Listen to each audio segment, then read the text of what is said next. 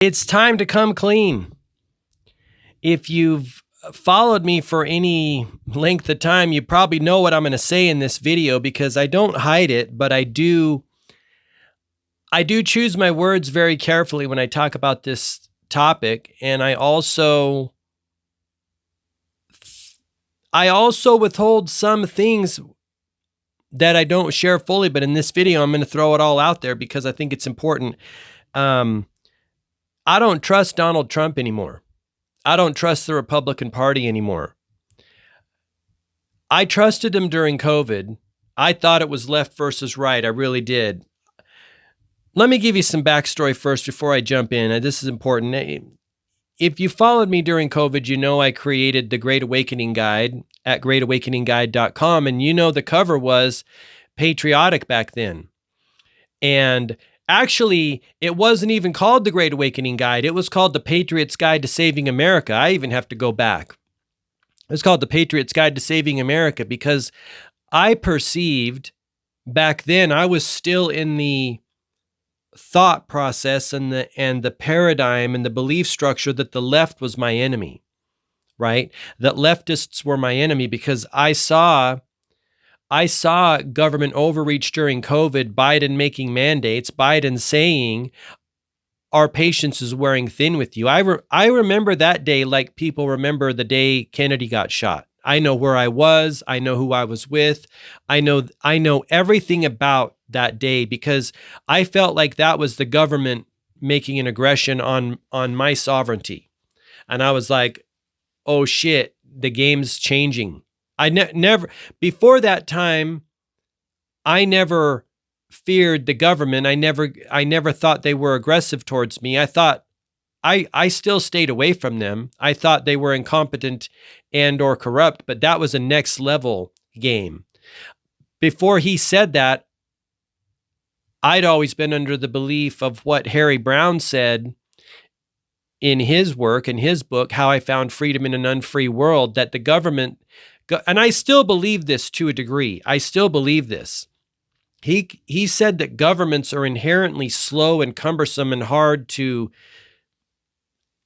it's easy to stay away from them. It's easy to stay ahead of them. It's easy to stay out of their way because they're such a big, cumbersome machine that you can stay out of their way. That's all changing.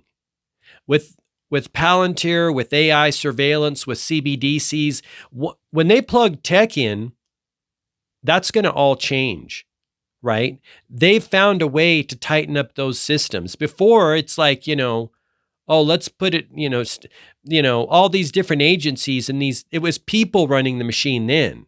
And in order to stay ahead of people, you just have to outthink them. We won't outthink AI. We won't outthink CBDCs. We won't outthink video surveillance. I was in Sam's Club this week with some family, and I didn't know they had this. You put the things in your cart, you scan them with the code, and you walk out through a camera system, and that's how you check out. And the camera system looks at what's in your cart and goes, "Okay, you're good." That's video surveillance. That's the technology the government has times 1,000, right? Eyes in the sky, satellites. You've seen the system where the satellite system can see every square inch of the earth. They can see what you're doing from the sky. It's not going to be easy to stay ahead of government moving forward. This is why, and I'll talk about this in a different video, I did a deep dive back into David Rogers Webb's work. I've talked about his book and documentary called The Great Taking on my website. I feel that's the biggest play for humanity right now. We cannot have them have more control over us. We cannot have them have eyes on what we spend and our currency and have them have the ability to shut it down if they want to.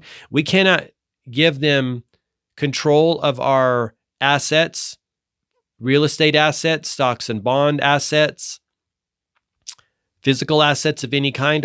We can't have them control our property rights, right? In that case, it's private central bankers. It's, these Federal Reserves and international banking systems. We cannot allow that to happen. This is the last stand for humanity. This is why I speak out, and this is why I encourage people, watch The Great Taking. Go onto YouTube and type David Rogers Webb interview and watch any of his interviews. I feel it's the most important thing for people to do right now. There's nothing more important than waking up to the digital prison system that they are currently building. They've already built it. They've already tested it. They're waiting for the opportunity to put it into place that will make it look like a natural way. In the interview yesterday, the guy asked him, he was a Dutch gentleman, he asked him, hey, why didn't they do it during COVID? Why didn't they do it during the 2008 collapse? David Rogers Webb said it wasn't ready yet. It wasn't ready. The systems and the checking and the checking of the system wasn't in place yet. It's ready now. They're right there. They're right there. This is the last stand for humanity. If we don't stop watching bread and circuses, stop listening to their movies, stop listening to their music, and put everything aside to focus on this, they'll get it. And we'll be done. And we'll never get out of it. We'll never get out of it. David Rogers Webb, his work is to go around and tell powerful, influential people who will be in the beast system as well, and who will be stuck in their children will be stuck in the beast system, what's happening so that they can start reversing it. It's happening. He talks about what's happening, I guess, in South Dakota, that they're starting it. He's gone to the European Union and said, hey, this is going down. He's gone to Germany. He lives in Sweden because he moved to Sweden because he thought that's the best place to be given what he knows. He's a deep financial person. He used to run hedge funds. That's his background. He's the smartest person I've ever, he runs in circles with G. Edward Griffin, right? This guy is legit. He went to Sweden thinking this is the best place given what he sees is happening in the world to be, but he says even Sweden is not safe. They go to Germany, people in Germany, powerful, influential people in Germany, and say, hey, this is going down and you and your family will be caught up in it. And because of I call it Beast System 1.0 because, and they want to go 2.0, 3.0, 4.0, just as you want to continue to advance your business and go, or your life and do 1.0, 2.0 versions of you and your life and your experiences. They are doing 1.0, 2.0 versions of locking you down, locking us down. Anything by David Rogers Webb is phenomenal, and I feel that's the bigger play. All this stuff about the border and the trans people in women's sports, that's stuff, but it pales in comparison to what's going on. And cleaning up these cities, that's stuff. Don't get me wrong, we have problems in our country, but it's nothing compared to the big play. The big play is they want all of your stuff. They want your property. They want your stocks and bonds. And it's set up in a way for them to take that. Again, David Rogers Webb can explain it. It goes far beyond my understanding. I just listen to people that are smarter than me. But based on my experience, Trump works for those people that are building that digital prison. When he gives Palantir a meeting and he gives them money and he's involved with Stargate and he's involved with AI and he's involved with Larry Ellison, who appears to going to be purchasing or leading TikTok, that's problematic for me. When he gives millions of dollars, billions of dollars to pharmaceutical companies that I know are corrupt, that I know are bent, that I know are not producing good things for us. And I know that's controversial. And these are the reasons I choose my words carefully. And I sometimes don't talk about these because let me just give you this example. Years ago, I practiced Aikido from a phenomenal person, a sensei named Alejandro Anastasio. I've interviewed him in the podcast. I've talked about him. Solid gold gem of a human being. That's who I practiced Aikido with. Next level person. What I learned in Aikido is you have to meet people where they are, and you have to work with the energy that they're giving you. You don't come in 20 miles away and try to affect and redirect their energy. You got to be really close to them and you got to be connected to them in order to move them. So I know that I have to meet people where they are. And it's easy for me to do that because I was where they are, right? I realize I've changed. Like I said, back to the Great Awakening Guide, I realized that when it was the Patriot's Guide to Saving America, I was in that mindset. The liberal left is my enemy. I don't think that way anymore. Bankers are my enemy. Billionaire philanthropists that want to put shit in the sky to block out the sun are my enemy.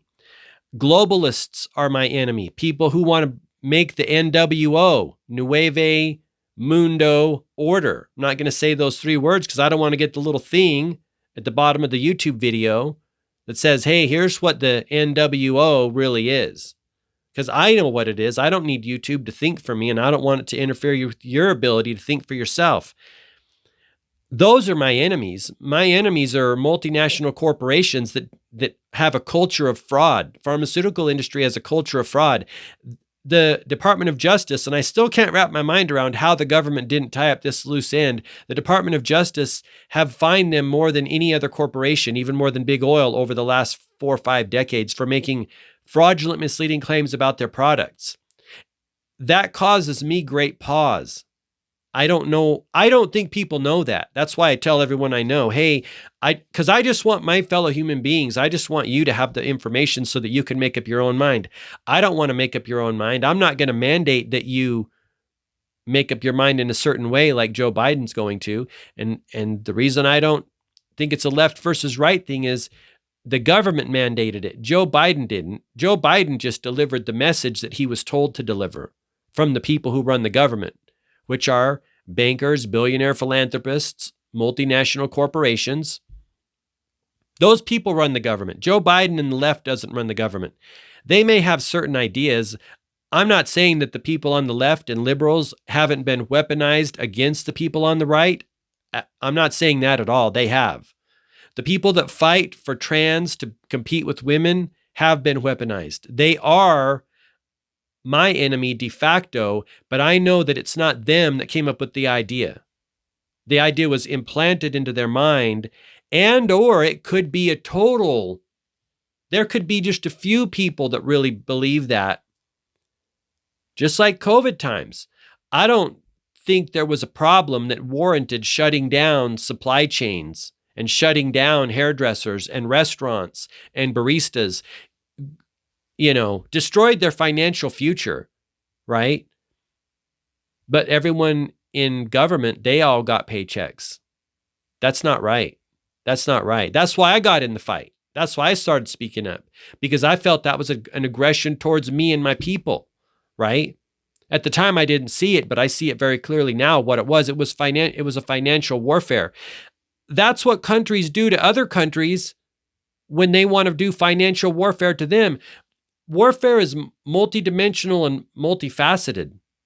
Physical, mental, emotional, psychological. Countries fly over other countries and drop leaflets on the country saying, hey, we're going to win. You should turn on your own country and come on our side so that we can, be all friends when we win. That's psychological warfare. That's what the media does. That's why I don't listen to media. They also do sanctions on those countries. Those are financial sanctions that they do to put the screws into those countries and the people and make the people go mad with their government, get mad with their government, say, hey, we're hurting out here. That's what they did to Americans. I didn't see it at the time, but I see it now. That's financial warfare. And again, in the video that I watched with David Rogers Webb, it was a Dutch gentleman. Let me just let me tell you what that was, because you got to see this. Just give me a second here. I'm going to go to my history and tell you what I watched here. All right. It was called, let's see.